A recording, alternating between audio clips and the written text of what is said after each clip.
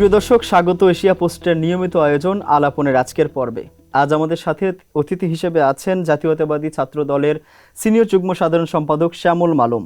গত জুলাই গণ অভ্যুত্থানে ছাত্র দলের হয়ে যিনি নেতৃত্ব দিয়েছেন, আওয়ামী শাসন আমলে যিনি রাজপথে ছিলেন, আন্দোলন সংগ্রামে অংশ নিয়েছেন। আমরা কথা বলতে চাই ছাত্র রাজনীতি নিয়ে। শ্যামল মালুম এবার জাতীয়তাবাদী ছাত্র দলের কেন্দ্রীয় কমিটিতে সভাপতি পদপ্রত্যাশী। বর্তমান ছাত্র রাজনীতি, ছাত্র দলের আগামী সম্ভাবনা এবং তিনি যদি সভাপতি হতে চান, কি করতে চান ছাত্রদের জন্য, কথা বলতে চাই। আজ আছেন শ্যামল মালুম। শ্যামল মালুম, স্বাগত আপনাকে এশিয়া পোস্টের আজকের আয়োজনে। কেমন আছেন? আমন্ত্রণ জানানোর জন্য আপনাদেরকে ধন্যবাদ। যারা আমাদের দর্শক শ্রোতা আছেন, যারা শুনবেন দেখবেন, সবার প্রতি কৃতজ্ঞতা। আপনি তো সিনিয়র যুগ্ম সাধারণ সম্পাদক হিসেবে এতদিন কাজ করে আসছেন, এবার সভাপতি পদপ্রত্যাশী। আপনার ছাত্র রাজনীতির গল্প দিয়ে শুরু করতে চাই। যখন ছাত্র রাজনীতি শুরু করলেন, শুরুটা কেমন ছিল, কিভাবে শুরু করেছেন? আমার ঢাকা বিশ্ববিদ্যালয়ে সেশন হচ্ছে 2007-08। ভর্তি হওয়ার পর থেকে প্রথম থেকে আমি ছাত্রদলের রাজনীতির সাথে সম্পৃক্ত ছিলাম। তো আমার যে গ্রামের বাড়ি নারায়ণগঞ্জ জেলার রূপগঞ্জে, কিন্তু আমার যেখানে জন্ম, আমাদের গ্রামে মোটামুটি ম্যাক্সিমাম মানুষ বিএনপির রাজনীতির সাথেই জড়িত। আমরা ছোটোবেলা থেকেই যেরকম দেখে বড় হয়েছি। তো মূলত আমার যে পলিটিক্যাল গ্রুমিং সেটা আমার গ্রাম থেকেই হয়েছে। তো সেখান থেকে কলেজ শেষ করে বিশ্ববিদ্যালয়ে ভর্তি হওয়ার পর প্রথম থেকেই আমি খুঁজেই নিয়েছি যে কারা কারা ওই সময় ছাত্রদল করে। তারপর আমার নিজের এলাকার কয়েকজন শিক্ষার্থী আছে ঢাকা বিশ্ববিদ্যালয়ে, যারা ওই সময় ছিলেন, ছাত্র রাজনীতি করতেন, ছাত্রদল করতেন, তাদের সাথে পরিচয় হয়। তো সেখান থেকে একেবারে ফ্রম দ্য ভেরি বিগিনিং আমি ছাত্রদলের রাজনীতির সাথে জড়িয়ে পড়েছি এবং এখন পর্যন্ত সেভাবেই চলছে। ছাত্র দলের বিশেষ কোনো বিষয় আপনার কাছে ভালো লেগেছে কিনা, যে যার কারণে মনে হয়েছে যে ছাত্র সংগঠন করব এবং ছাত্র দলটাই করব? আসলে আমার যেভাবে ছাত্র দলে বা ছাত্র রাজনীতিতে বা বিএনপির রাজনীতিতে যেভাবে আসা, সেখানে আসলে ছোটবেলা থেকে আসা, তো সেখানে বিশেষ কোনো ব্যাকরণ খোঁজার কোনো সময় হয়নি। কারণ হচ্ছে যে ছোটবেলা থেকে যারা from the very beginning, childhood থেকে যারা একটা সংগঠনের সাথে জড়িত হয়, তারা একটা ভালোবাসা, আবেগের এবং পারিপার্শ্বিক যেই সারাউন্ডিংস থাকে, সার্কামস্টেন্স থাকে, সেটার উপর ভিত্তি করে অনেকে চলে আসে। তারপর আমি যখন বিশ্ববিদ্যালয়ে ছাত্র রাজনীতিতে জয়েন করেছি, তখন আসলে আস্তে আস্তে বোঝার পরিধি আরও বেড়েছে যে আমি যেই সংগঠনে আছি সেই সংগঠনটা আসলে কতটুকু ভালো, কতটুকু খারাপ, সেটা আমি সেই জায়গা থেকে জাজ করার সুযোগ পেয়েছি। ধরেন আমি যখন বিশ্ববিদ্যালয়ে ভর্তি হই, তখন আমরা যেটা দেখেছি যে ক্যাম্পাসে দুইটা ছাত্র সংগঠনই ছিল প্যারালাল। ওই সময় গৌর 111 ছিল, কিন্তু 111-এর সময় ফখরুদ্দিন মঈনুদ্দিনের সময়, সেই সময় ছাত্রদলও ছিল ক্যাম্পাসে, ছাত্রলীগও ছিল এবং অন্যান্য ছাত্র সংগঠনগুলোও ছিল। কিন্তু পরবর্তীতে আমি যখন দেখলাম যে 2009-এর 29 ডিসেম্বর নির্বাচনের পরে বাংলাদেশের সব ক্যাম্পাসগুলো একে একে ছাত্রলীগ দখল করে নিয়েছে। অন্য কোনো ছাত্র সংগঠনের কাউকে কোনো ক্যাম্পাসে তারা অ্যাক্সেসই দেয়নি।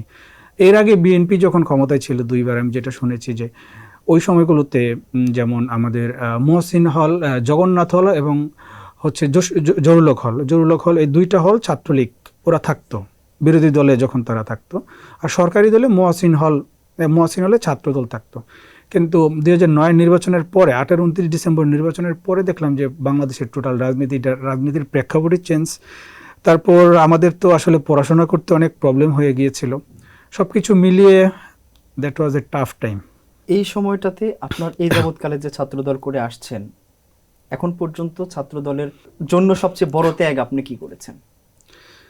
আসলে একটা প্রবাদ আছে যে সংসার আর সাধন। তো যারা রাজনীতি করতে আসবে তাদের কিন্তু আপনার সংসার হয় না। আমাদের সংগঠনের ম্যাক্সিমাম নেতাকর্মী ধরেন বিয়ের বয়স অনেকের চলে যাচ্ছে অবস্থা, কিন্তু অনেকে বিয়ে শাদী করে নাই, সংসার জীবনে নিজেদেরকে ইনভলভ করে নাই।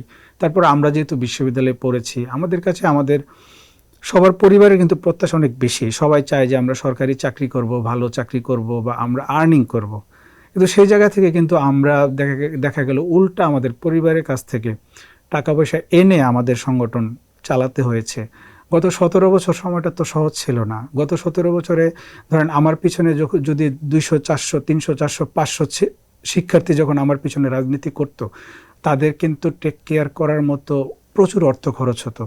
সেই অর্থের একটা বিরাট অংশ কিন্তু পরিবার থেকে এনে সংগঠনের পেছনে খরচ করতে হতো। তারপর ধরেন ব্যক্তিগত জীবনে ডেডিকেশনের অনেক, পরিবারকে কোনো কিছু দেওয়ার সুযোগ হয়নি।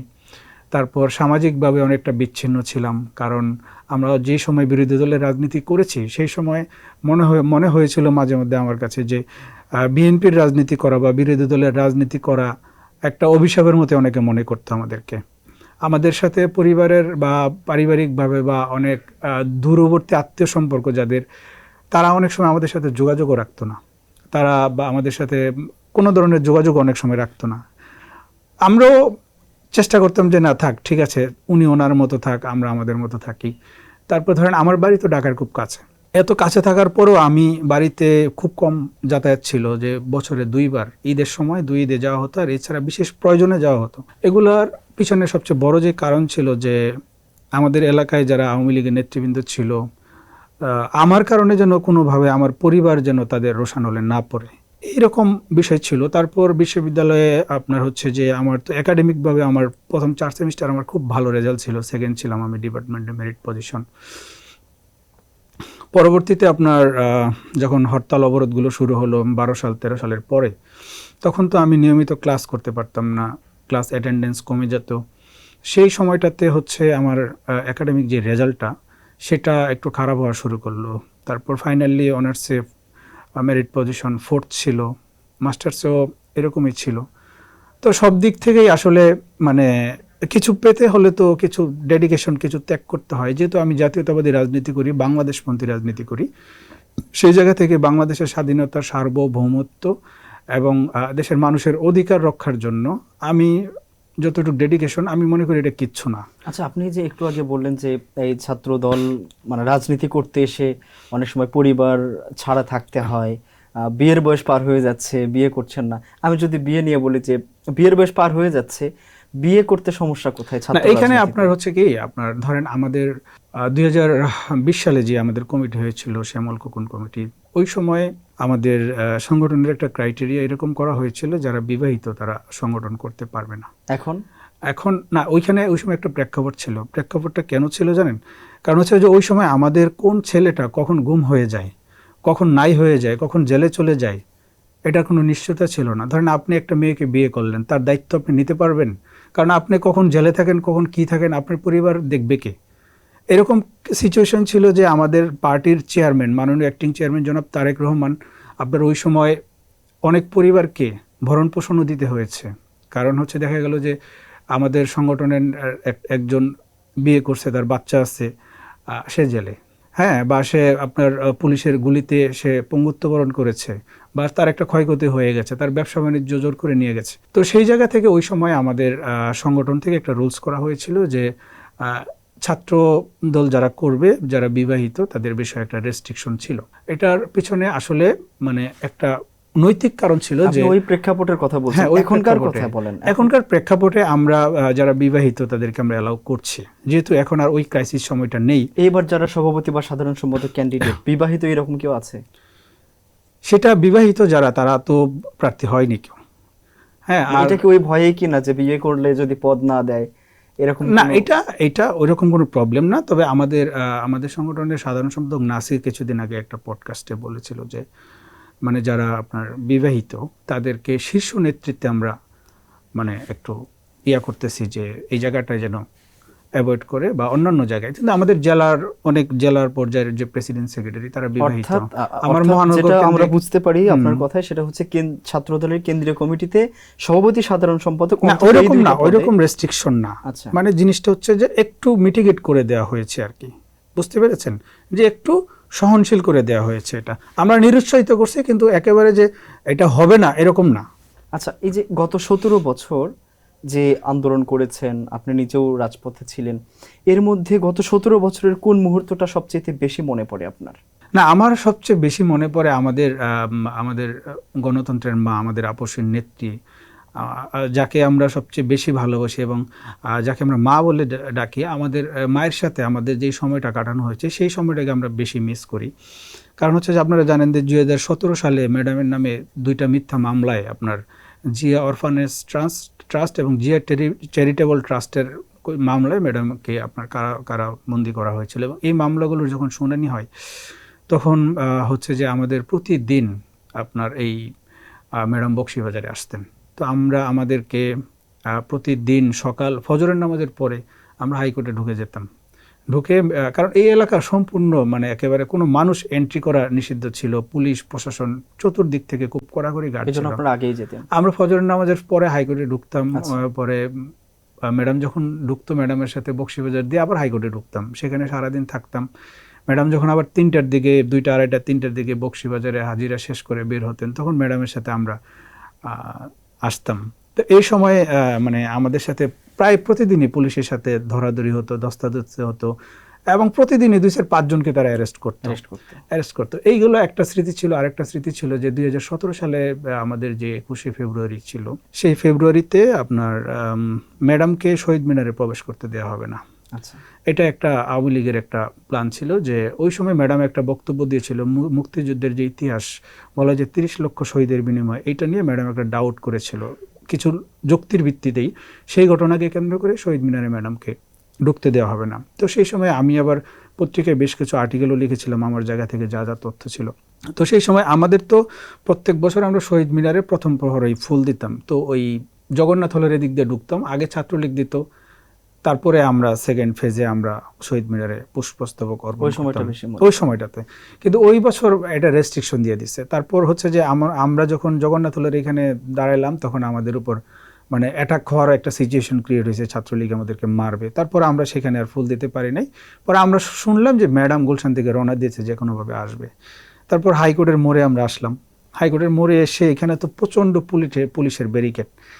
তারপর হচ্ছে যে এই ম্যাডামের গাড়ির সামনে, আমাদের যে হাইকোর্টের সামনে যে পুলিশের ব্যারিকেডগুলো ছিল লোহার, এগুলো তো আপনার একটা আলপিন বের করা থাকে তার কাটার মতো। তো আমরা হচ্ছে আমাদের পা দিয়ে মানে লাথে আমরা এগুলো সরাইছিলাম। তো আমার মনে আছে যে আমার পায়ের ভিতরে 3টা না 4টা আলপিন কেটস ছিদ্র হয়ে পায়ের ভিতরে ঢুকেছিল, ভিতরে ব্লিডিং হচ্ছিল। এরপর পুলিশ লাঠিপেটা শুরু করছে, কিন্তু আমি ম্যাডামের গাড়ির সামনে, হ্যাঁ আমাকে মারতেছে, ম্যাডামের গাড়ির সামনে পিটাইতেছে, কিন্তু আমি গাড়ির হ্যান্ডেল ছাড়ি নাই। আমি গাড়ির সাথে ছুটতে ছুটতে একদম হাইকোর্ট পর্যন্ত বা আপনার শহীদ মিনার পর্যন্ত গেলাম। তো যাওয়ার পরে ম্যাডাম সেদিন মানে ম্যাডামের সাথে সেদিন আপনার যে আমাদের ওইখানে দায়িত্বরত যারা প্রশাসনের লোক ছিল, ইভেন বিশ্ববিদ্যালয়ের যে বিএনসিসি ছিল, তারাও খুব বাজে আচরণ করেছিল ওই দিন। এই ঘটনাগুলো সেদিন আমি আসলে যখন ম্যাডামকে ঢুকতে দিচ্ছিল না বা করতেছিল, তখন আমরা সবাই আবেগ আপ্লুত হয়ে গিয়েছিলাম, আমাদের সবার চোখে পানি। এবং ওই সময় আমি যখন শহীদ মিনারে ম্যাডামের সাথে বহুত কষ্টে ঢুকলাম, তখন দেখলাম যে কি বাজে আচরণ, মানে আসলে খুবই কষ্ট পেয়েছিলাম সেদিন। আচ্ছা, ওই সময় যেটা বললেন যে বেগম খালেদা যে বক্তব্যটা দিয়েছিলেন, যেটা আওয়ামী লীগের কাছে বিতর্কিত মনে হয়েছে, আপনিও তার সপক্ষে যুক্তি দিয়েছিলেন, লিখেছে। আপনার কাছে আপনি কি কি তথ্য দিয়েছেন এখানে? আপনার এইটার পিছনে আপনার ধরেন আপনি ওই সময় 1971-এর মুক্তিযুদ্ধের যেই আপনার বেসিক যে এলিমেন্টগুলো আছে, সেই এলিমেন্টসগুলো যদি আপনি স্টাডি করেন, তখন আপনি কিন্তু এখানে দেখতে পাবেন যে মুক্তিযুদ্ধের প্রকৃত শহীদের সংখ্যা কোনোভাবেই কোনো হিসাবে 5 লক্ষের অধিক হয়নি। আপনার মুক্তিযুদ্ধ নিয়ে সবচেয়ে বেশি গবেষণা করেছিল 71 সালের পরবর্তী সময় আব্দুল করিম নামে একজন ব্যক্তি। ওই সময় শেখ মুজিবুর রহমান একটা ফান্ড প্রদান করেছিল তাকে, এই মুক্তিযুদ্ধে কারা কারা শহীদ হয়েছে। উনি প্রত্যেকটা গ্রাম ধরে ধরে বাংলাদেশে পরিসংখ্যান করেছিলেন। পরিসংখ্যান করে উনি যেটা তথ্য পেয়েছিলেন, সেখানে 3.5 লাখের উপরে শহীদের সংখ্যা কিন্তু সেই সময় যায়নি। তার পরবর্তীতে আপনার হচ্ছে যে আরও অনেকগুলো ডকুমেন্টস আছে। তবে আপনার বিবিসি সাংবাদিক, উনি সর্বপ্রথম যখন শেখ মুজিব পাকিস্তান কারাগার থেকে উনি মুক্তি পেয়েছে এবং উনি যখন লন্ডনের হিথ্রো বিমানবন্দরে গিয়েছিল, তখনও কিন্তু শেখ মুজিব জানে না বাংলাদেশ স্বাধীন হয়ে গেছে। তখন প্রথম বিবিসি সাংবাদিক, তো উনি যখন আপনার হচ্ছে যে শেখ মুজিবুর রহমানের সাথে প্রথম ব্যক্তি হিসেবে লন্ডনের হিথ্রো বিমানবন্দরে সাক্ষাৎ করেন, সেই সাক্ষাতে শেখ মুজিবুর রহমানকে উনি বলেছিলেন যে ভাই দেশ তো স্বাধীন হয়ে গেছে, কি বলিস? তখন শেখ মুজিব বলেছিল, কি বলিস, দেশ স্বাধীন করে ফেলেছিস? তখন সে বলেছে, হ্যাঁ ভাই স্বাধীন হয়েছে। তো শেখ মুজিব জিজ্ঞেস করছিল তাকে যে কি পরিমাণ তাহলে ক্ষয়ক্ষতি হলো। সে বলেছিল যে ভাই 3 লাখের মতো আমাদের মানুষ দেশের মারা গেছে। একটু পরে আবার এখানে আন্তর্জাতিক সাংবাদিকদের একটা সম্মেলন ছিল, সেই সম্মেলনে ব্রিফ করতেছিল। তখন শেখ মুজিবুর রহমান বলেছিল যে we have lost 3 million of our people. ঠিক আছে, ওইটা ইতিহাস। 3 লাখকে 3 মিলিয়ন বলেছে। তার পরবর্তী সময়ে সিরাজুল আলম যখন আপনার মারা যাওয়ার কিছুদিন আগে লন্ডনে উনি এটার বিষয়ে কিন্তু একটা স্টেটমেন্ট দিয়ে গেছে যে এইভাবে শেখ মুজিবুর রহমান 3 লক্ষ মানুষকে শহীদকে 30 লক্ষ বানিয়ে ফেলেছিল। এইটার কিন্তু ডকুমেন্ট আছে। তার মানে কি এটা মানে বাংলাদেশে যেটা ওই সময়কার প্রেক্ষাপট যেটা আপনি বলছেন যে 3 লক্ষ মারা গেছে, ইংরেজিতে বলতে গিয়ে 3 মিলিয়ন বলেছে, যেটা 30 লক্ষ হয়ে হ্যাঁ, গেছে। এটা সিরাজুল আলম বিবিসি যে সাংবাদিক তিনি উনি ওনার জীবদ্দশায় উনি এটা স্টেটমেন্ট ওটি ক্লিয়ার করে গিয়েছেন। এবং এখনো কিন্তু যেটা আওয়ামী লীগ তালিকা করেছে সেখানে 30 লক্ষ যদি শহীদ হয়, অন্তত শহীদের তালিকায় তো অন্তত 15 লক্ষ আসা উচিত। হ্যাঁ, সেই তালিকাও কিন্তু তালিকায় কতজন আছে আমি জানি না, কিন্তু আপনি হয়তো ভালো বলতে পারবেন যে তাদের যে তালিকা করেছে সেখানে কতজন আছে।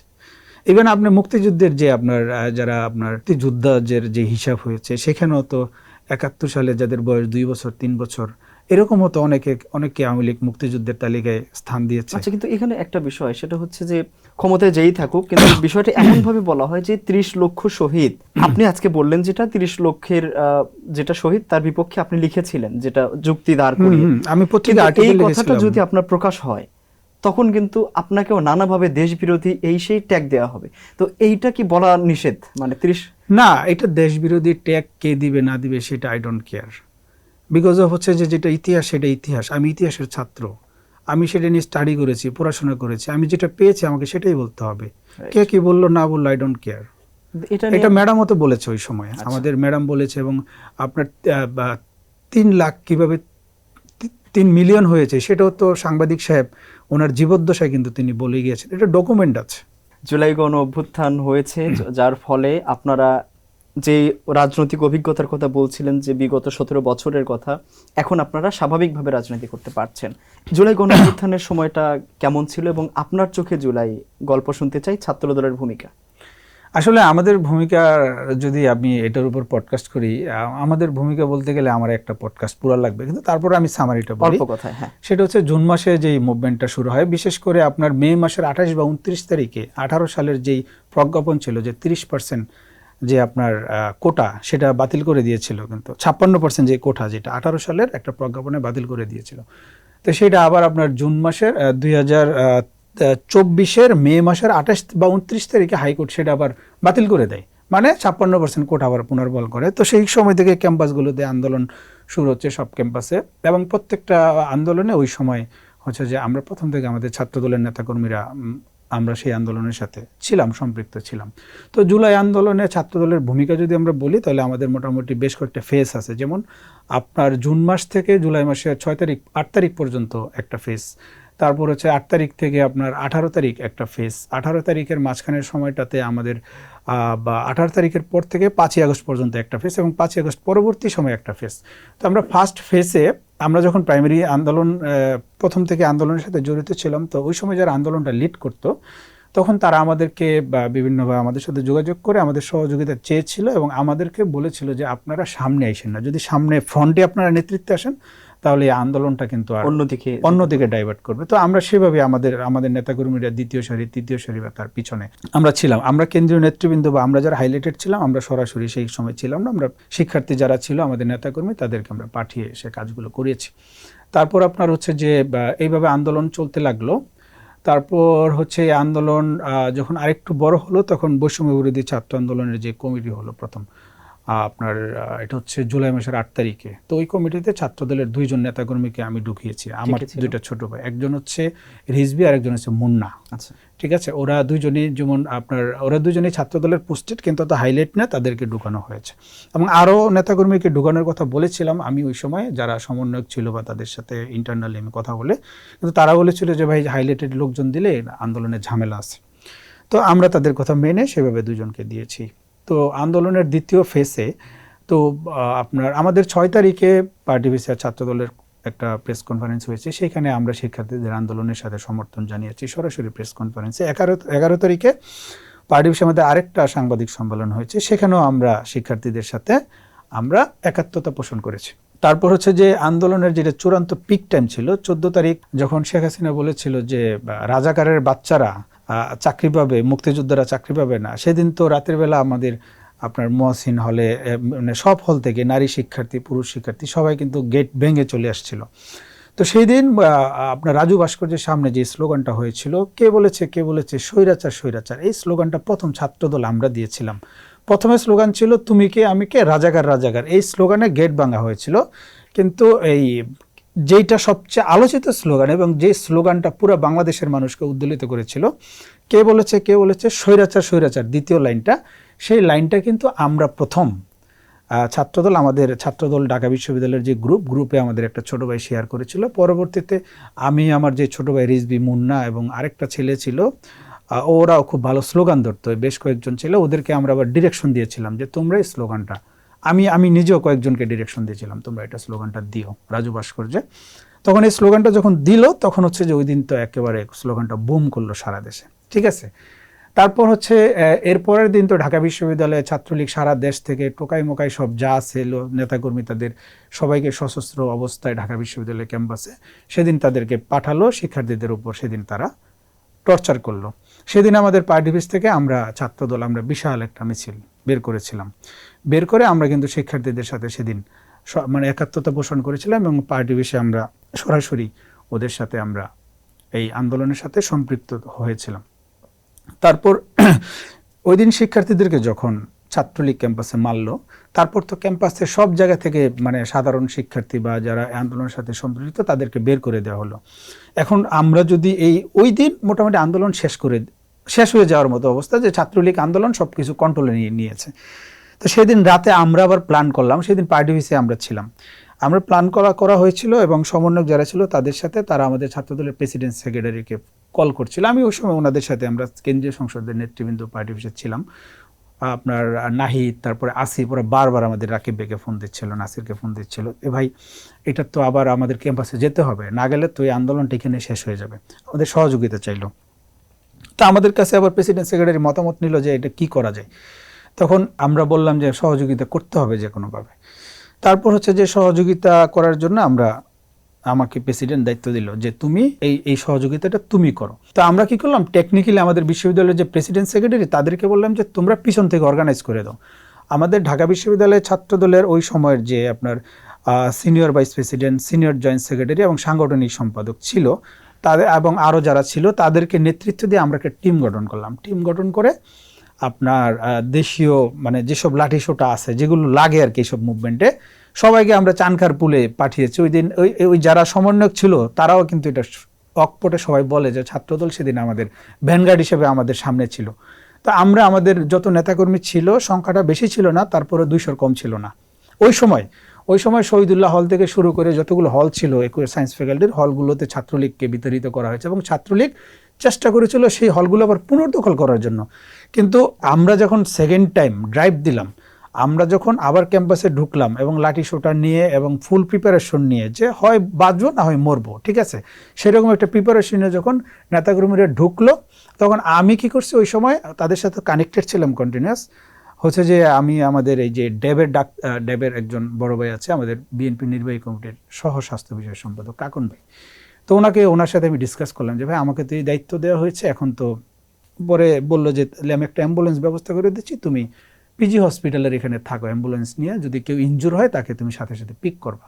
তো আমি এই একটা ছোট ভাই নিয়ে গুটগুটা অন্ধকারের ভিতরে, শাহবাগে কারেন্ট ছিল না, অন্ধকারের ভিতরে হচ্ছে আমি ওইখানে অবস্থান নিলাম যে কোনো সময় ক্যাম্পাসে ঢুকবো। তারপর ওই দিন আমাদের নেতাকর্মীরা মিছিল নিয়ে সেদিক দিয়ে টানখার পুল এদিক দিয়ে হয়ে দুয়েল চত্বর হয়ে আপনার শহীদ মিনার হয়ে এই মিছিল এসে শেষ হলো বিসি চত্বর থেকে। তারপর সর্বশেষ আমরা কি করছি, আবার নেতাকর্মী যারা ছিল হল তো আমাদের দখলে, ছাত্রলীগ তো আমরা এদিন বের করে দিয়েছি, তখন জুনিয়র যারা ছিল তাদেরকে হলে পাঠিয়ে দিয়ে আমরা মোটামুটি সেভাবে সেদিনের মতো যে মরা যে আন্দোলনটা ডেড হয়ে গিয়েছিল সেটাকে আমরা আবার রিভাইভ করার জন্য আমরা স্টার্ট করলাম।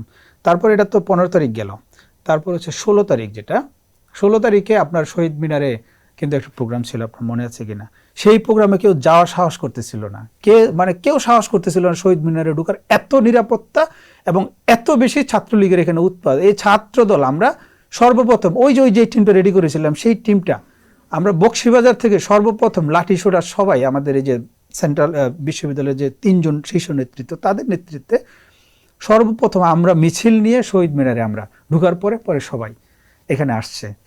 এটা হচ্ছে 16 তারিখ। তার 17 তারিখে ওইরকম কোনো 17 তারিখে তো আপনার বেসরকারি বিশ্ববিদ্যালয়ের শিক্ষার্থীদের উপর আপনার তো অ্যাসাল্ট শুরু হয়ে গেল। তো 18 তারিখে তো আপনার হচ্ছে যে কারফিউ ছিল। তো সেই কারফিউতে ঢাকার বুকে দেখা মাত্র গুলি করার নির্দেশ। সেই কারফিউতে সর্বপ্রথম ঢাকা শহরে বাংলাদেশ জাতীয়তাবাদী ছাত্রদল সেই কারফিউ ভেঙে ঢাকার বুকে প্রথম আমরা মিছিল করেছিলাম। আমাদের মিছিল শান্তিনগর বাজার থেকে শুরু হয়ে কাকরাইল মোড়ে দিক দিয়ে আপনার এটা কি বলে কাকরাইল মসজিদ পর্যন্ত এইখানে যে দফায় দফায় আপনার ধাওয়া পাল্টা দেওয়া হওয়ার পরে আমাদের এই মিছিল শেষ হয়েছে।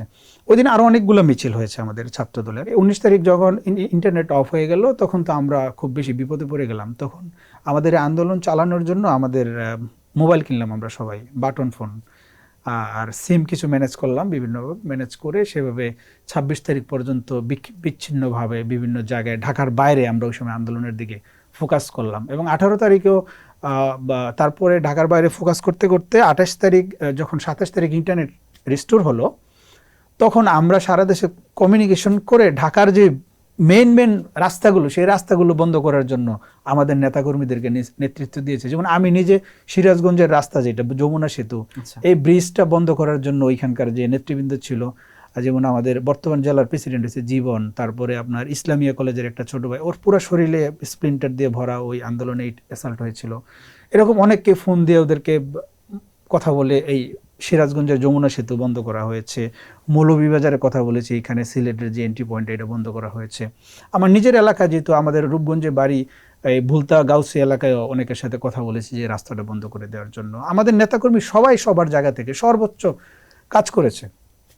এরপর 28 তারিখের পরবর্তী সময়ে তো আমাদের প্রেসিডেন্ট সেক্রেটারির সাথে যারা সমন্বয়ক ছিল তাদের কমিউনিকেশনটা বেশ স্ট্রং হয়ে গিয়েছিল। 4 তারিখে আমার কাছে মনে পড়ে যে বাংলা মোটর সারা দিন 11টা থেকে দুপুর 1টা থেকে সন্ধ্যা 6টা পর্যন্ত বাংলা মোটর পুরো দখলে রেখেছিল আমরা বাংলাদেশ জাতীয়তাবাদী ছাত্রদল। আমি ছিলাম ওই বাংলা মোটরের ওই দিন দায়িত্বে, মানে রামপুরা থেকে মিছিল সহকারে এসে বাংলা মোটরে দেখলাম যে অনেক নেতাকর্মীকে এখানে গুলিবিদ্ধ অবস্থায় ফেলে রেখে গিয়েছিল। তো বাংলা মোটরের বিষয়ে একটু বলতে হয়। তারপর হচ্ছে যে ওইখানে আমরা আন্দোলন মানে স্টে করার চেষ্টা করলাম, কিন্তু যারা সমন্বয়ক ছিল তারা আমাদেরকে বলছিল যে এইখানে তো স্টে করা যাবে না, আমাদের শহীদ মিনারের প্রোগ্রাম। তারা আর আমার কথা শোনে নাই। কিন্তু আমি যেটা স্ট্র্যাটেজিক্যালি জানলাম যে বাংলা মোটর এবং কারণ বাজার ওই দিন মানে প্রচুর অস্ত্রশস্ত্র তাদেরকে আওয়ামী লীগের লোকজনকে দেওয়া হয়েছিল। এবং আমার কাছে যেটা ওই আগের দিনটাতে তথ্য ছিল, বিভিন্ন জায়গা থেকে বলা হয়েছিল যে 1500 অটোমেটিক মেশিন দেওয়া হয়েছে শুধু গুলি করার জন্য, যে কোনোভাবে যেন কোনো মিছিল ওই ফার্মগেট হয়ে যেন গণভবনের ওইদিকে না যেতে পারে। তো আমরা ওই সময়ে দুপুর 1টার থেকে সন্ধ্যা 6:30 পর্যন্ত কারণ বাজার, বাংলা মোটর এই এলাকা রণক্ষেত্র হয়ে গিয়েছিল এবং সেই এলাকায় সর্বোচ্চ কাজ করেছি আমরা। 5 তারিখের পর থেকে তো 5 তারিখে যে ঘটনা, সেখানে তো আসলে 5 তারিখের সিচুয়েশনটা একটু আমাদের অনুকূলেই ছিল। সকাল থেকে তারপরও বাড্ডা এলাকায় আমাদের সাথে পুলিশের 2-3 দফা হয়েছে, গোলাগুলিও হয়েছে। তারপর তো 12টা-1টার দিকে আপনার সেনাপ্রধান যখন শুনলাম যে ইন্টারনেট দিয়ে দিয়েছে বা আপনার নেটওয়ার্ক পাওয়া যাচ্ছিল, সেনাপ্রধান বক্তব্য দিবে, তখন মোটামুটি বুঝে গিয়েছিলাম যে না, কাজ শেষ, বাংলাদেশ ফেসিবাদ মুক্ত। আচ্ছা, কিন্তু আপনার কথাই যতটুকু বুঝলাম যে আপনারা যথেষ্ট সাপোর্ট দিয়েছেন আন্দোলনে, আপনারা অংশগ্রহণ করেছেন এবং আপনাদের ভূমিকার কথা আপনি বলেছেন। কিন্তু কথার শুরুতে আপনি একটা কথা বলেছিলেন যে ছাত্রদল নেতৃত্ব দিয়েছে। আপনার কথা আমি কয়েকটা শব্দ কোট করেছি। একটা হচ্ছে, প্রথমে আপনি বলেছেন আন্দোলনকে সমর্থন জানিয়েছি, এরপরে বলেছেন একাত্মতা প্রকাশ করেছি, এরপরে আপনারা সহযোগিতা যেভাবে করেছেন এবং যেভাবে আমরা যখন, কিন্তু এটা নেতৃত্ব, কিন্তু আসলে যেটা আমি বুঝলাম সেটা হচ্ছে বৈষম্য বিরোধী আন্দোলনে যারা মূল সারিতে ছিল, মূলত নেতৃত্বটা তারাই দিয়েছে, আপনারা তাদেরকে সাপোর্ট দিয়েছেন কারণ আন্দোলনের মূল জায়গাটা এক। আপনারাও চাচ্ছেন। এটা আমি একটু বলি আপনাকে, আপনি যেটা বলছেন এটা একটা গুড পয়েন্ট। সেটা হচ্ছে ধরেন আমি তো আন্দোলনের কয়েকটা ফেজ বলেছি। প্রথম ফেজে আপনার হচ্ছে যে আন্দোলনটা আমরা পিছনে থেকে দিয়েছি। 16 তারিখে আমরা সরাসরি সেই আন্দোলনে সম্পৃক্ত হওয়ার আমরা ঘোষণা দিয়ে দিয়েছি প্রেস কনফারেন্সের করে। কিন্তু ওই সময় আন্দোলনের যে টোটাল লিডিংটা, সেটা কিন্তু বৈষম্য বিরোধী ছাত্র আন্দোলনের যে ব্যানারটা ছিল, সেই ব্যানারে যারা ছিল তারা যে ওই দিন যে প্রোগ্রামগুলো থ্রো করতো, সেই প্রোগ্রামের ভিত্তিতেই কিন্তু আমাদের সকল কার্যক্রমগুলো আমাদের ছিল। কিন্তু এখানে একটা বিষয় আছে, বিষয় হচ্ছে যে ওই সময় বৈষম্য বিরোধী ছাত্র আন্দোলনের যারা নেতৃত্বে ছিল, তারা যেই প্রোগ্রামগুলো থ্রো করতো, সেই কোনো প্রোগ্রামে আমাদের সাথে ডিসকাস না করে কিন্তু তারা থ্রো করতো না। আমি কয়েকটা এক্সাম্পল দিই আপনাকে। সেটা হচ্ছে যেমন আপনার গণভবন অভিমুখী যে পদযাত্রা, সেটা ছিল 6 তারিখে। সেটা প্রথম আমাদের পার্টি থেকে জানানো হয়েছিল সেটা 5 তারিখে করা দরকার। সেটা আমাদের ছাত্রদলের প্রেসিডেন্ট সেক্রেটারি তাদের সাথে ডিসকাস করেছে এবং 6 তারিখের প্রোগ্রাম 5 তারিখে নিয়ে আসা হয়েছে। 5 তারিখে হাসিনার পতন হয়েছে, নাম্বার 1। নাম্বার 2 হচ্ছে যে আপনার জুলাই মাসের 1 তারিখে আপনার সারা দেশে প্রত্যেকটা মানুষ যারা আন্দোলনের পক্ষে তারা যে প্রোফাইল পিকচার লাল করবে, আওয়ামী লীগের শোকের মাস ছিল আগস্ট মাস, তারা করবে তাদের প্রোফাইল পিকচার কালো এবং তাদেরকে কাউন্টার করার দেওয়ার জন্য যে ছাত্রদল লাল করবে, এই ডিরেকশনটা মাননীয় চেয়ারম্যান, আমাদের অ্যাক্টিং চেয়ারম্যান জনাব তারেক রহমান এর সাথে কথা বলে ছাত্রদল প্রথম নিয়েছিল এবং এই নির্দেশনাটা ছাত্রদল প্রথম বৈষম্য বিরোধী ছাত্র আন্দোলনে যারা ছিল তাদেরকে দিয়েছিল এবং তারা সেটা অফিসিয়ালি যখন ডিক্লেয়ার করেছিল তখন কিন্তু সারা বাংলাদেশ 2 ভাগে ভাগ হয়ে গিয়েছিল, যে এক পক্ষ লাল, যারা লাল তারা হচ্ছে জয়ের পক্ষে, আর যারা কালো তারা হচ্ছে ফেসিবাদের এই পক্ষে। যে প্রোফাইল পিকচার আসলে কাদের পরামর্শ হয়েছে এটা আমাদের, এটা এটা নিয়ে ছাত্রদলের। মানে বিতর্কের কথাটা বলছি যে প্রত্যেকটা পক্ষই বলে নিজের যে যুক্তিটা সেটা দিচ্ছে, আমি ওই বিতর্কে যেতে চাই না। কিন্তু বিষয়টা হচ্ছে যে আপনার জুলাই আন্দোলনে যেটা কথা বললেন সেটা হচ্ছে যে নেতৃত্বের জায়গাটা কিন্তু একরকম, কন্ট্রিবিউশনটা কিন্তু আরেক রকম। আপনি তো এতক্ষণ বললেন কন্ট্রিবিউশনের কথাটা, কন্ট্রিবিউশন দেখো যে যার মতো করে করেছে, সবাই করেছে, কিন্তু সেটা কি আসলে নেতৃত্ব বিষয়টা কিন্তু আলাদা। আমার কাছে যেটা মনে হচ্ছে আপনার কথায় যে আমি একটা আন্দোলন শুরু করলাম, আপনার কাছে মনে হচ্ছে যে এই আন্দোলন তো আমারও মতের আন্দোলন, আমিও তো এটাই চাই, অতএব আমি তোমার সাথে আছি, আমি জনবল অর্থ যা লাগুক সব আমি দিচ্ছি, পরামর্শ দিচ্ছি, আমার সাথে পরামর্শ করে করো, তোমরা তোমাদের মতো করো, আমরা তোমাদের সাথে আছি। এটা কি আসলে আপনাদের নেতৃত্ব? না, আমি যেটা বলতে চাচ্ছি সেটা হচ্ছে যে জুলাই আন্দোলনটা কিন্তু আমাদের সবার। তো আপনার জুলাই আন্দোলনে আপনি যত, আমার প্রশ্নটা এই কারণে করলাম যে আসলে নিজেদের দিকে যে কুক্ষিগত করার বিষয় না, আমরা কখনো কুক্ষিগত করার পক্ষে না। আমরা চাই যে জুলাই আন্দোলনে আমরা সকল ছাত্র সংগঠন যারা ছিল সবারই কন্ট্রিবিউশন আছে, সবার, ছাত্রলীগ ছাড়া বাংলাদেশে এরকম কোনো ছাত্র সংগঠন নাই যাদের কোনো কন্ট্রিবিউশন নাই। কিন্তু আমাদের ওই সময় সবার একটা ব্যানার ছিল, সেই ব্যানারটা হচ্ছে বৈষম্য বিরোধী ছাত্র আন্দোলন। এই ব্যানারটায় আমরা সবাই আন্দোলন কাজ করেছি, সেই ব্যানারটার নির্দেশনা আমরা সবাই কাজ করেছি। আচ্ছা, আমার কাছে পরিষ্কার। এখন একটু বলেন তো যে যেটা বললেন যে সবাই এক ব্যানারে কাজ করেছেন, বিভেদটা আসলে কেন তৈরি হলো? এইটা বিভেদটা তৈরি হয়েছে কিছু গোষ্ঠীর জন্য। এই বৈষম্য বিরোধী ছাত্র আন্দোলন যখন সমাপ্ত হলো তখন বৈষম্য বিরোধী ছাত্র আন্দোলন এই প্ল্যাটফর্মটা ছিল আমাদের সবার প্ল্যাটফর্ম, কিন্তু 5ই আগস্টের পর এই প্ল্যাটফর্মটা একটা গ্রুপ দখল করেছিল, সেটা হচ্ছে আপনার জামাত ইসলাম এবং শিবির। এই প্ল্যাটফর্মটা দখল করে সারা দেশে তাদের শিবিরের যে নেতাকর্মী, খুবই সহজ তাদের জন্য ওই সময় ছিল, তারা এটাকে একেবারে দখলই করেছে। আমি শব্দটা দখলই বললাম কারণ তারা, যেমন আমি একটা ঘটনা বলি, যেমন কুয়েটে বৈষম্য বিরোধী ছাত্র আন্দোলন ওই সময় একটা ছাত্র সংগঠন হিসেবে আত্মপ্রকাশ করলো 5 তারিখের পরে। এটা আমাদের ছাত্রদলের নেতাকর্মী ছিল না এই ব্যানারে? ছিল তো, অন্যান্য ছাত্র সংগঠনের নেতাকর্মীরাও ছিল, বাম ডান সবাই ছিল এই সংগঠনে। কিন্তু 5ই আগস্ট পরবর্তী সময় এই ব্যানারটাকে সম্পূর্ণ কুক্ষিগত করলো শিবির। আপনার কি করলো, ধরেন আপনার সারা দেশে তারা বিভিন্ন ক্যাম্পাসে এই ব্যানারের কমিটি দিল। তারপর আমরা কুয়েটে ছাত্রদল একটা প্রোগ্রাম করতে গেল যে এইখানে একটা কমিটি করা হবে, তার জন্য ক্যাম্পাসের 2 কিলোমিটার দূরে আমাদের শিক্ষার্থীদের সাথে আমাদের একটা মতবিনিময় হয়েছিল। এই শিক্ষার্থীরা যখন ক্যাম্পাসে আসলো পরের দিন ক্লাস করতে, তাদের উপর দেখলাম যে শিবির অ্যাটাক করেছে। মানে শিবির বলতে বৈষম্য বিরোধী ছাত্র আন্দোলনের কমিটিতে যারা ছিল তারা অ্যাটাক করেছে। 5ই আগস্টের পরে আরেকটা জিনিস দেখেন, ধরেন আপনার তিতুমির কলেজ, বাংলা কলেজ, এইখানে হচ্ছে আপনার জগন্নাথ বিশ্ববিদ্যালয় এবং এরকম অনেক শিক্ষা প্রতিষ্ঠান, তারা একটা মুভমেন্ট চালু করলো যে নো স্টুডেন্ট পলিটিক্স, ছাত্র রাজনীতি বন্ধ। বিভিন্ন জায়গায় তারা শিবিরের পোলাবাহিনী, সব শিবিরের শিক্ষার্থী, ওরা যে বিসি স্যার প্রভোস্ট স্যারকে মব করে তারা বলছে আপনি সাইন করেন, এখানে আর ছাত্র রাজনীতি চলবে না। এরকম মানে আপনার ভাষায় তারা যদি ছাত্র শিবির হয়, নিজেরাও তো ছাত্র সংগঠন। একটু শোনেন না, মজার টুইস্ট তো এইখানেই, টুইস্ট হচ্ছে এইখানে। তারা পরবর্তীতে যখন আবার বিভিন্ন ক্যাম্পাসগুলো স্বাভাবিক হলো, আমরা ছাত্রদল কমিটি করা শুরু করলাম, বিভিন্ন ক্যাম্পাসে শিবিরের কমিটি হলো, তখন দেখলাম যে যারা এই আন্দোলনের সামনে থেকে নেতৃত্ব দিয়েছে নো স্টুডেন্ট পলিটিক্স, তারাই হচ্ছে শিবিরের সভাপতি, শিবিরের সেক্রেটারি। এর চেয়ে বড় মুনাফেক কিভাবে হয় বলেন? এইটা পৃথিবীর কোনো রাজনৈতিক কালচার হয় যে আমি নিজে মুখে বললাম যে নো স্টুডেন্ট পলিটিক্স, কিন্তু আমি নিজে আবার শিবিরের সভাপতি হয়ে বসে রইলাম। এর চেয়ে বড় মুনাফিকি এই দেশের ছাত্র সমাজের সাথে আর কেউ কখনো করেনি। এই কথাটাই বললাম যে এই যে আপনি বলছেন বিভেদটা কেন হলো, বিভেদটা কেন হলো, আমি আপনার ডক্টর ইউনূসের যে প্রেস সেক্রেটারি ছিল শফিক সাহেব, হ্যাঁ, ওনাকে আমি একটা প্রোগ্রামে জিজ্ঞেস করেছিলাম যে এই যে আপনারা যে বিভিন্ন রাষ্ট্রীয় প্রোগ্রামে আপনার বৈষম্য বিরোধী ছাত্র আন্দোলন বা এই বিভিন্ন যারা ওই সময় আপনার বিভিন্ন সচিবালয়ে সরকারি দপ্তর অধিদপ্তরে আসা যাওয়া করতো, শিবিরের লোকজন বা আপনার এনসিপির বর্তমান লোকজন, তাদেরকে আপনারা বিভিন্ন রাষ্ট্রীয় প্রোগ্রামে, বিভিন্ন সফরে, বিভিন্ন অনুষ্ঠানে নিয়ে যান। আমরা তো জুলাই আন্দোলনের one of the biggest stakeholder. তাহলে আমাদেরকে কোনো প্রোগ্রামে তো আপনাদেরকে দেখিনি কখনো দাওয়াত দিতে, কোনো প্রোগ্রামে তো আপনারা দেয়নি, কখনো না। গত 2 বছরে কোনো দলীয়ভাবে কি শিবিরকে দিয়েছে, ছাত্র দলকে দেয়নি এরকম না। শিবিরের তো যারা আছে তাদেরকে তো আপনি সরাসরি চিনেন না, কিন্তু তাদের লোককে প্রোভাইড করা হয়েছে। আচ্ছা, কিন্তু আমাদের ছাত্রদলের যারা মিনিমাম যাদের সম্পৃক্ততা আছে, যে চীনে ছেলেটা ছাত্রদল, কিন্তু তার কন্ট্রিবিউশন অনেক বেশি, তাকে কোনো প্রোগ্রামে কখনো ইনভাইটেশন দেওয়া হয়নি। ছাত্রদলকে টোটাল গত 2 বছর আমাদের রাষ্ট্রীয় ইন্টেনশনাল মনে হচ্ছে, ইন্টেনশনাল টোটাল। এটা আপনার অন্তর্বর্তীকালীন সময়ে, সরকারের সময়ে, যেই সরকারটা ছিল ওই সময়ে সবচেয়ে বেশি প্রভাব বিস্তার করেছিল ওরা।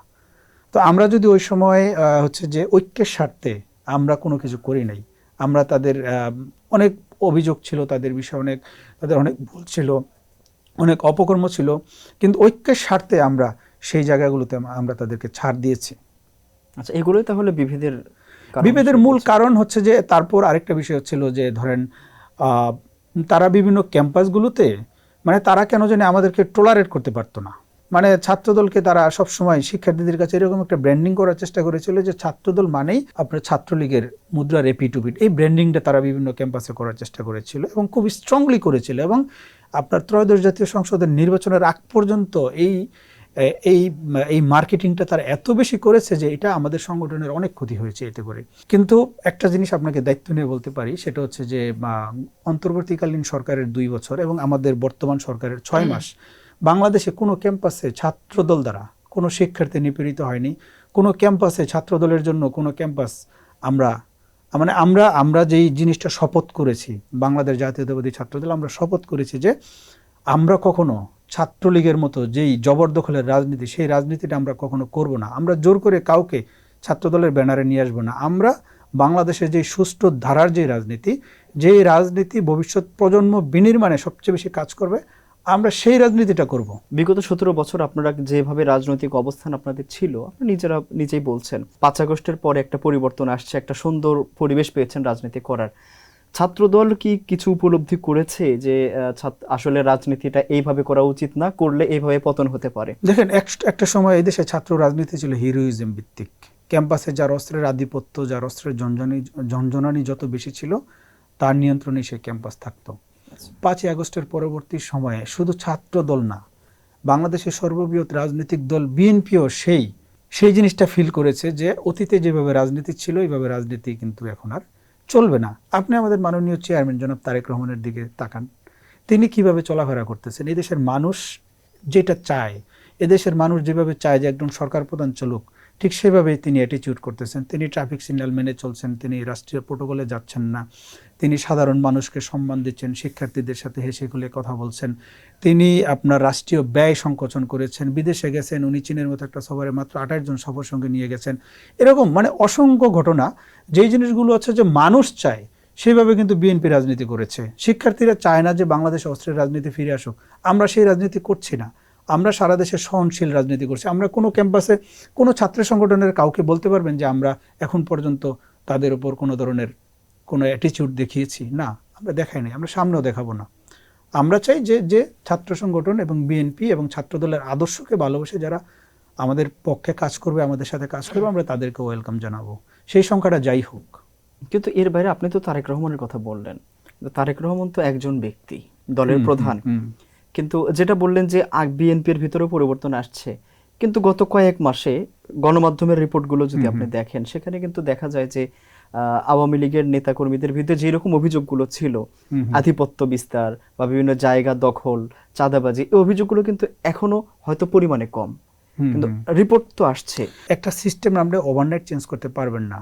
এটার জন্য চেঞ্জ করার জন্য আপনার একটা সময় দরকার পড়বে, সেই সময়টা আপনাকে দিতে হবে। আচ্ছা, একটা বিষয় হচ্ছে যে ধরেন বিগত বা আওয়ামী লীগের সময়ে যেভাবে মানে একেবারে 12 ভূঁইয়াদের মতো রাজনীতি ছিল, যে যার যেই এলাকা সে সেই এলাকার অধিকর্তা, মহাকর্তা, এরকম এখন কিন্তু নাই। আমি আজকে এখানে আপনি ঢোকার আগে একটা ভিডিও দেখতেছিলাম যে একটা রিক্সাওয়ালা জামাত ইসলামকে নিয়ে দু একটা বাজে কথা বলতেছে, রিক্সাওয়ালাকে পাশে জামাতের এক লোক ওনাকে মানে নানানভাবে গালাগালি করতেছে। হ্যাঁ, রিক্সাওয়ালা আবার তাকে ছাড় দিচ্ছে না, তাকে উল্টা কাউন্টার দিচ্ছে যে এইটা বাকস্বাধীনতা। এই বাকস্বাধীনতাটা কিন্তু গত 17 বছরে ছিল না। আমরা কোনো কথা বলতে পারি না, আমাদের কথা বললে আমাদেরকে ধরে নিয়ে যেতে। এই যে আপনার ধরেন যে এই যে একটা আপনার বাংলাদেশের রাজনীতির যে আপনার এস্টাবলিশড যেটা আপনাকে পলিটিক্যাল প্রস্টিটিউট যেটাকে বলা হয় যে নাসিরউদ্দিন পাটোয়ারি, এই নাসিরউদ্দিন পাটোয়ারি এখন যেই লেভেলে যেই টোনে কথাবার্তা বলতেছে, মানে বিভিন্ন রাজনৈতিক দলের শীর্ষ নেতৃবৃন্দ থেকে শুরু করে আপনার যেভাবে সে কথা বলে, নেশাখোরের মতো যেভাবে সে কথাগুলো বলতেছে, এই কথাগুলো যদি ধরেন আওয়ামী লীগের সময়ে সে বলতো, তাকে মাটিতে পুঁতে ফেলতো। অর্থাৎ একটা পরিবর্তন আসছে, একটা এবং পরিবর্তন ধাপে ধাপে আসছে। আরো চেঞ্জ হবে। আপনার এই দেশের মানুষের সবচেয়ে বেশি যে জিনিসটা আছে যে মানুষের একটা জায়গায় কখনো আঘাত করা যাবে না, সেটা হচ্ছে বাকস্বাধীনতা মানুষের হরণ করা যাবে না, 2 নম্বর হচ্ছে ভোটাধিকার হরণ করা যাবে না। এই দুইটা জিনিসের উপর মানুষ যখন নিয়ন্ত্রণ হারায় এই দেশের মানুষ, তখন মানুষ খুব বেশি ক্ষেপে যায়। আমরা ছাত্রদলের কমিটি গঠন যেহেতু সামনে, আমরা ছাত্রদলের কমিটি নিয়ে সংক্ষিপ্ত করে কথা বলতে চাই। আপনি নিজে সভাপতি পদে লড়ছেন ঠিক বলা যায় না, এটা তো আর ভোট হচ্ছে না। হ্যাঁ, আপনি প্রত্যাশী, সভাপতি পদ প্রত্যাশী। আপনি তো এখন সিনিয়র যুগ্ম সাধারণ সম্পাদক হিসেবে আছেন ছাত্রদলে। সভাপতি পদে আরো অনেকেই আছে, আপনিও আছেন।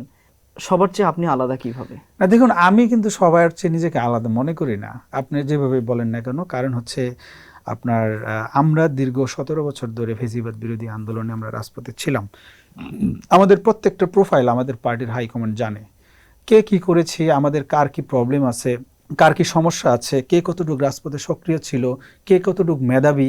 হ্যাঁ, তারপর এই জিনিসগুলো কিন্তু প্রত্যেকটা প্রোফাইল কিন্তু পার্টির কাছে আছে। আমি যদি পার্টির কাছে আজকে বলি যে আমি সভাপতি প্রার্থী, আমাকে সভাপতি বানাই দেন, সেটা কিন্তু হবে আপনি না। নিজের একটা কনফিডেন্স, নিজের কনফিডেন্সের যে জায়গাটা, সেটা হচ্ছে যে ধরেন আমি দীর্ঘদিন ধরে আমি ভালো সংগঠক হিসেবে কাজ করেছি। আমার হাত ধরে অনেক নেতাকর্মী আমি এই ছাত্র দলে নিয়ে এসেছি, এবং বিগত প্রত্যেকটা আন্দোলন সংগ্রামে আমি সক্রিয়ভাবে আমার সর্বোচ্চটা দিয়ে আমি কাজ করেছি। আমার যেটা ধরেন, আমি সেন্ট্রাল ছাত্রদলের জরুরি হলের কনভেনার ছিলাম, তার পরবর্তীতে সেন্ট্রাল ছাত্রদলের জয়েন্ট সেক্রেটারি ছিলাম। জয়েন্ট সেক্রেটারি থাকাকালীন সময় আমি 3টা বিভাগে সাংগঠনিক কার্যক্রম পরিচালনা করেছি। বরিশাল, তারপর চিটাগাং, তারপর সিলেট, 3টা বিভাগে কাজ করেছি। তারপর সেন্ট্রাল ছাত্রদলের ভাইস প্রেসিডেন্ট ছিলাম, এখন সিনিয়র জয়েন্ট সেক্রেটারি হিসেবে আছি। এখন আমার সমসাময়িক পর্যায়ে এখন যারা নেতৃত্ব প্রত্যাশী, তাদের অনেকের চেয়ে আমার তৃণমূলে যে সারা বাংলাদেশে আপনার রুট লেভেলে যে কানেকশনটা, এই কানেক্টিভিটিটা আমার বেশি অনেক, কারণ আমি সারা দেশে আমি সাংগঠনিক কাজগুলো করেছি। তো পার্টি সেভাবে মূল্যায়ন করবে, যে দেখবে যে কার নেতৃত্বের গুণাবলী কতটুকু, কে কতটুকু কানেক্টেড নেতাকর্মীদের সাথে, কার তৃণমূলের সাথে সম্পর্ক ভালো, তার শিক্ষার্থীদের সাথে কার সম্পর্ক ভালো, এই বিষয়গুলো বিবেচনা করেই কিন্তু পার্টি সাংগঠনিক স্ট্রাকচার করবে। তো সেই জায়গা থেকে আমি মনে করি যে আমি আমার সময়ে যতগুলো পরীক্ষা দেওয়া দরকার আমি সবগুলো দিচ্ছি। এখন রেজাল্ট আমাদের সংগঠন সাংগঠনিকভাবেই সেটা নেবেন। কমিটিটা কে দেয় ছাত্রদলের? ছাত্রদলের আমাদের সাংগঠনিক অভিভাবক হচ্ছে বাংলাদেশ জাতীয়তাবাদী দল বিএনপির চেয়ারম্যান জনাব তারেক রহমান। সিদ্ধান্তগুলো তিনিই নেয়, তবে তিনি সিদ্ধান্তগুলো নেওয়ার আগে আমাদের ধরেন যে 6ষ্ঠ জাতীয় কাউন্সিল যেটা ছাত্রদলের হয়েছিল শ্যামল খোকন ভাইয়ের সময়, সেখানে সারা দেশের কাউন্সিলররা সরাসরি প্রত্যক্ষ ভোটে আপনার এই নেতৃত্ব নির্বাচন করেছিল, সেটা সরাসরি প্রত্যক্ষ ভোটে হয়েছিল। তো এর পরবর্তী সময় শ্রাবণ ভাই জুয়েল ভাইয়ের যে কমিটি হয়েছিল, সেই কমিটি আমাদের ওই সময় কেন্দ্রীয় সংসদের যারা নেতৃত্ব ছিল 60 জন, তাদের সাথে উনি আমাদের অ্যাক্টিং চেয়ারম্যান মহোদয় ওই সময় 1-to-1 বসে কিন্তু সিদ্ধান্তগুলো উনি নিয়েছিলেন, সবার মতামত নিয়েছিলেন। এবং এর পরবর্তীতে আমাদের যে বর্তমান যে নেতৃত্ব, এই নেতৃত্বের কমিটিটা হয়েছিল যে আপনার ওই 28 অক্টোবর পরবর্তী সময় যারা রাজপথে সক্রিয় ছিল, তাদের এই গুণাবলীগুলো কিন্তু সেই সময় আমলে নিয়েছিল। তো এখন যেহেতু আমাদের সামনে নতুন কমিটিতে এখানে অনেকগুলো বিষয় দেখার আছে। সরকারি দল ক্ষমতায়, সেখানে ইমেজও দেখতে হবে, ইমেজ দেখবে, প্লাস হচ্ছে আপনার জুলাই আগস্টের আন্দোলন এবং বিগত 28 অক্টোবরের পরবর্তী আন্দোলন এবং বিগত 17 বছরের কে দেয় ছাত্রদলের? হ্যাঁ, ঘোষণা করে কার উপর নির্ভর? আমাদের এটা তো বললাম যে প্রথমেই আমাদের সাংগঠনিক অভিভাবক জনাব তারেক রহমান এই সিদ্ধান্তটা তিনি নেন। তবে সিদ্ধান্ত নেওয়ার আগে চূড়ান্ত সিদ্ধান্ত যদি তারেক রহমানই নিয়ে থাকেন, তাহলে যারা ছাত্রদলের কাউন্সিলররা আছে তারা কতটা স্বাধীন? না, সবার সাথে মতামত নিয়েই, সবার মতামতের ভিত্তিতেই আমাদের এই কমিটিটা হয়। কিন্তু আপনি যদি মনে করেন যে না উনি হুট করে একটা সিদ্ধান্ত নিল, এটা না।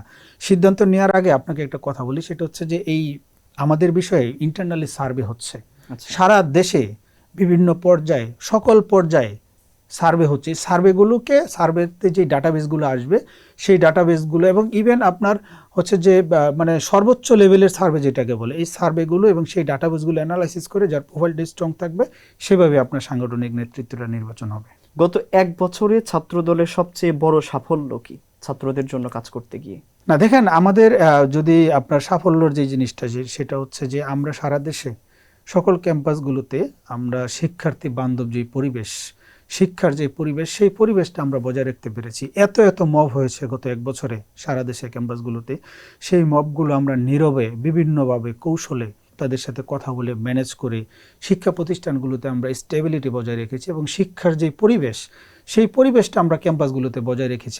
আমি মনে করি যে এইটা বাংলাদেশ জাতীয়তাবাদী ছাত্র দলের জুলাই আগস্টের আন্দোলনের বাইরে যদি সবচেয়ে বড় কোনো সফলতা থাকে, এটা হচ্ছে আমাদের সেই সফলতা।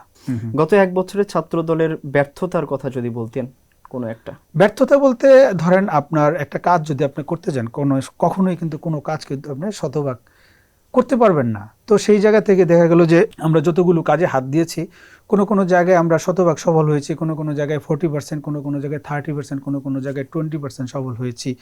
তো হচ্ছে যে আমি রাজনীতিতে মানে জিনিসটা যে ব্যর্থ, এই জিনিসটা আমি আসলে মানতে নারাজ। রাজনীতিতে ব্যর্থতা বলে কিছু নাই।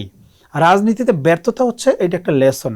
এই ব্যর্থতাটা হচ্ছে যে ধরেন আপনি একটা জায়গায় একটা কাজে সফল হলেন না, কিন্তু এইখান থেকে যে লেসনটা আসবে সেই লেসনটা আপনি পরবর্তী স্টেজে কিন্তু কাজে লাগাতে পারবেন।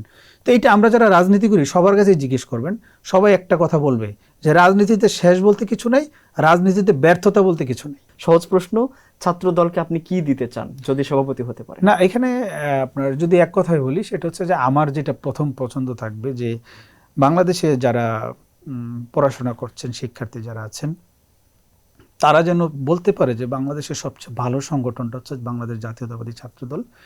সেই প্যারামিটারটা অর্জন করার জন্য আমার যা করা দরকার, আমার জায়গা থেকে যত অ্যাক্টিভিটিস আছে বিভিন্ন ক্যাম্পাসে, cultural activities, social activities, debating club, তারপরে আপনার যত ধরনের স্পোর্টস, তারপরে যত ধরনের অ্যাক্টিভিটিস আছে, এই অ্যাক্টিভিটিসগুলো এত বেশি আমি করার চেষ্টা করব, মানে আমার জায়গা থেকে এবং আমি যদি না হই, যারা নেতৃত্ব আসবে তাদেরকে আমি করার পরামর্শ দিব যেন শিক্ষার্থীরা আসলে আমাদের প্রতি খুব বেশি প্লিজড হয়। সাধারণ শিক্ষার্থীদের নিয়ে আর কোনো প্ল্যান আছে কিনা, বিশেষ প্ল্যান, যে আমি ছাত্র দলের সভাপতি হলে দলের বাইরেও সাধারণ শিক্ষার্থীদের জন্য আমি এই কাজগুলো করতে চাই যেহেতু আমি সভাপতি? দেখেন, সাধারণ শিক্ষার্থীরা মূলত চায় কি?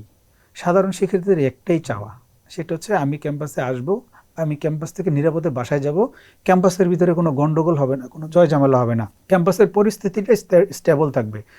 এই জিনিসটাই কিন্তু সাধারণ শিক্ষার্থীরা চায়। এটা তাদের সবচেয়ে বড় প্রত্যাশা থাকে। আরেকটা বিষয় থাকে যে ধরেন সবাই চায় যে শিক্ষা জীবন শেষ করে আপনার একটা কর্মে প্রবেশ করা। এই কর্মে প্রবেশ করার জন্য অনেক ধরনের স্কিল দরকার পড়ে, যেমন আপনার কম্পিউটার জানা দরকার পড়ে, ভালো কথা বলতে জানতে হয়, বিভিন্ন ধরনের আপনার প্রশিক্ষণের দরকার পড়ে। যেমন যারা আইসিটি নিয়ে পড়াশোনা করে তাদের প্রোগ্রামিং সম্পর্কে জানতে হয়, যারা বিদেশে যাবে তাদের আইএলস, টোফেলস বা বিভিন্ন ধরনের আপনার টুলসগুলো লাগে। তো আমার একটা স্বপ্ন আছে যে আমার যদি আল্লাহ সুযোগ দেয়, আমি আপনার সারা দেশে এই যে যেমন শিক্ষার্থীদের এই কোর্সগুলো ম্যাক্সিমাম ক্যাম্পাসগুলোতে আইএলস, তারপরে টোফেলস, তারপরে আপনার বিদেশে যাওয়ার জন্য শিক্ষার্থীদেরকে, তারপরে জাপানে যাওয়ার জন্য যে N5, এই ধরনের মানে প্রত্যেকটা ক্যাম্পাসে যদি আমরা কিছু টাকা পয়সা খরচ করে আমরা এই কোর্সগুলো চালু করে দিতে পারি, শিক্ষার্থীরা যদি বিনামূল্যে এই সুবিধাগুলো পায়, তাহলে কিন্তু এখানে বাংলাদেশে অনেক লাভবান হবে। অনেক শিক্ষার্থী বিদেশ যেতে পারবে পড়াশোনা শেষ করে, সেখান থেকে আমাদের রেমিটেন্স আসবে, দেশ অর্থনৈতিকভাবে সমৃদ্ধ হবে। এইটা আমার এই জিনিসটা একটা মানে একটা ড্রিমের মতো মনে হয় যে যদি আমি সুযোগ পাই আমি এই জায়গাগুলোতে কাজ করব। আচ্ছা, বাংলাদেশে অনেক ছাত্র সংগঠন আছে, এখন যদিও নিষিদ্ধ ঘোষিত ছাত্রলীগের কথা বাদ দিলাম, ছাত্র দল আছে, ছাত্র শিবির আছে, ছাত্র শক্তি এখন একটা সংগঠন নতুন, তারা আছে, ছাত্র সংগঠন আরো অনেক আছে ছোট বড়। তো একজন সাধারণ শিক্ষার্থী ছাত্র দল কেন করবে, ব্যাখ্যা সহ জানতে চাই। খুবই সুন্দর একটা প্রশ্ন করেছেন এবং আমি খুব খুশি হয়েছি আপনার এই প্রশ্নটার কারণে। ধরেন আপনার কিছু সংগঠনের কিছু বেসিক প্রবলেম আছে, যেমন আপনার ছাত্র শিবিরের কথা বলি। ছাত্র শিবির ইসলামী ছাত্র শিবির, ইসলামী নামদারি কিন্তু ছাত্র সংগঠন হিসাবে তারা রাজনীতি করে, কিন্তু ওই দিন দেখলাম যে তারা পরিবাগে এক অপকর্ম করতে যেয়ে ধরা গেল। আমাদের শহীদুল্লাহ একজন মানে সমকামী, হোমোসেক্সুয়াল যেটাকে বলে, সেই অ্যাক্টিভিটিসে তাদের একটা প্রচ্ছন্ন সমর্থন আছে, তারা গুপ্ত রাজনীতি করে, স্বীকার করে না যে আমি ছাত্র শিবির করি। না ঠিক আছে, ছাত্র শিবির আমি করবে আমি না, বলি ছাত্র বলি দল বলি। কেন করবে? না একটু বলি, আমি বলি, এটা বলতে হবে, আমাকে সময় দিতে হবে এটাতে। তো তাদের যে এই যে মুনাফিকি যে চরিত্রটা আছে, এই চরিত্রটা কিন্তু গত 17 বছর কেউ জানতো না, মানুষ শিক্ষার্থীরাও জানতো না যে তারা যে এই ধরনের মুনাফিক, এটা কেউ জানতো না। তো এখন কিন্তু মানুষ, শিক্ষার্থীরা আস্তে আস্তে জানতে চাচ্ছে, এবং অনেক শিক্ষার্থী কিন্তু শিবিরের কাছ থেকে তাদের মুখ ফিরিয়ে নিচ্ছে। 2 নম্বর হচ্ছে যে আপনার ছাত্র শক্তি, যেটা এনসিপির ছাত্র সংগঠন, ছাত্র শক্তির যে প্রবলেমটা, সেটা হচ্ছে যে গত অন্তর্বর্তীকালীন সময় সরকারের যে সময়টা, এই পুরো সময়টা তারা চাঁদাবাজি করে কাটিয়েছে একেবারে ওপেনে। বাংলাদেশের এরকম কোনো দপ্তর নাই, অধিদপ্তর নাই যেখানে তাদের নেতাকর্মীরা সেখানে যে চাঁদাবাজি না করেছে। সব জায়গায় তারা চাঁদাবাজি করেছে। এবং আপনার বর্তমান সময় তারা, শিক্ষার্থীরা তাদের উপর যেই কারণে সবচেয়ে বেশি ফেড আপ, তারা হচ্ছে যে যেই ল্যাঙ্গুয়েজটা ইউজ করে, তাদের যে মুখের ভাষা, ল্যাঙ্গুয়েজ যেই জিনিসটা আমরা সভ্য সমাজে আমরা মুখ দিয়ে উচ্চারণ করতে পারবো না, তাদের মুখের ভাষা এরকম। তারা হচ্ছে যে 2 নম্বর যে বিষয় হচ্ছে, তারা অত্যন্ত বেয়াদব। এদেশের মানুষ তাদের উপর অনেক বেশি বিরক্ত, শিক্ষার্থীরা বিরক্ত। আপনার একটা জিনিস, যে জিনিসটা সফটলি ডিল করা যায়, সেই জিনিসটা তারা সেভাবে সলভ করে না। তারা সব জায়গায় মব করার একটা টেন্ডেন্সি তাদের ভিতরে থাকে। তো এই যে 2টা ছাত্রদলের বাইরে এই 2টা সংগঠন আছে, তো আপনি বলেন যে এই ধরনের কোনো সিমটম কিন্তু ছাত্রদলের ভিতরে নেই। ছাত্র শিবিরের এই প্রবলেমগুলো আমি বললাম, ছাত্র শক্তির এই প্রবলেমগুলো বললাম, কিন্তু ছাত্রদলের এই প্রবলেমগুলো নাই। আমাদের সংগঠনে ধরেন বাংলাদেশের সবচেয়ে বড় ছাত্র সংগঠন এখন বাংলাদেশ জাতীয়তাবাদী ছাত্রদল, আমাদের সংগঠনের কেউ গোপনে কোনো কিছু করার সুযোগ নেই, নাম্বার 1। নাম্বার 2 হচ্ছে যে এই ছাত্রদল যারা করবে তাদেরকে সবাই চিনে যায় সে ছাত্রদল করে। সে যদি কোনো অপকর্ম করে, আমরা সংগঠন হিসেবে সেটার দায় স্বীকার করে তার অব্যাহতি দেই, এবং আমরা স্থানীয়ভাবে প্রত্যেকটা থানায় আমরা সরাসরি ফোন করে অনেক সময় বলি যে আপনারা তার বিরুদ্ধে আইনি ব্যবস্থা নেন। এই যে আমাদের যে রেসপন্সিবিলিটি, আমাদের সংগঠনের জায়গা থেকে বাংলাদেশের যে কোনো প্রান্তে যে কোনো ছেলে তার বিরুদ্ধে 1-2টা রিপোর্ট হয়েছে, আমরা ইনভেস্টিগেশন করেছি, দেখেছি যে সেই ভুলগুলো করেছে, আমরা সাথে সাথে তার বিরুদ্ধে ব্যবস্থা নিয়েছি। তো যার কারণে বাংলাদেশে এই মুহূর্তে শিক্ষার্থী যারা আছে, তারা সব ছাত্র সংগঠন বাদ দিয়ে সবাই ছাত্রদলকে পছন্দ করে, এটা আমি মনে করি এইসব কারণে। জি, অনেক অনেক ধন্যবাদ আমাদের সাথে থাকার জন্য। আমরা একেবারে শেষ পর্যায়ে চলে আসছি। দর্শক দেখছিলেন এশিয়া পোস্টের নিয়মিত আয়োজন আলাপন, সাথে ছিলেন ছাত্রদলের সিনিয়র যুগ্ম সাধারণ সম্পাদক শ্যামল মালুম। দেখা হবে পরবর্তী আলাপনে, থাকবে নতুন কোনো অতিথি। সে পর্যন্ত ভালো থাকুন, সুস্থ থাকুন, শুভেচ্ছা নিরন্তর।